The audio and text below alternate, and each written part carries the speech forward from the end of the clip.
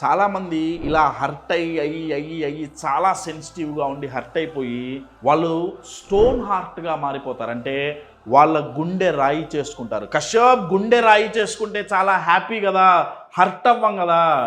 గుండె రాయి అయితే గుండె కొట్టుకోదండి. మరి కశ్యప్, హర్ట్ అవ్వటం కష్టం కదా.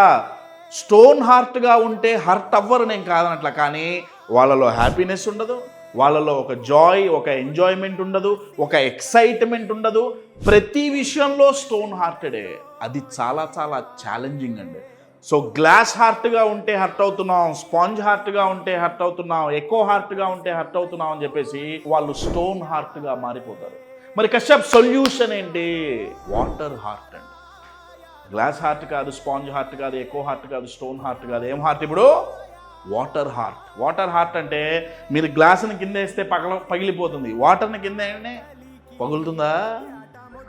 వాటర్ని డిస్ట్రాయ్ చేయటం కుదురుతుందా? ఆలోచించండి ఒకసారి. మ్యాక్సిమం ఏం చేయగలం అంటే ఒక 100 డిగ్రీ టెంపరేచర్లో వేడి చేస్తే అది ఆవిరవుతుంది, కానీ వెనక్కి వస్తే మళ్ళీ వాటరే అవుతుంది. వాటర్ హార్ట్ అంటే ఏంటంటే చాలా ఫ్లెక్సిబుల్గా మీరు వాటర్ని ఏ కంటైనర్లో పోస్తే ఆ షేప్ తీసుకుంటుంది.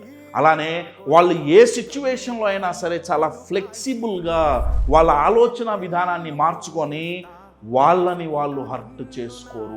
సిచ్యువేషన్స్ ఏదైనా కానివ్వండి మై డియర్ ఫ్రెండ్స్, వాటర్ హార్ట్గా ఉన్నావా మిమ్మల్ని ఎవరు హర్ట్ చేయరు.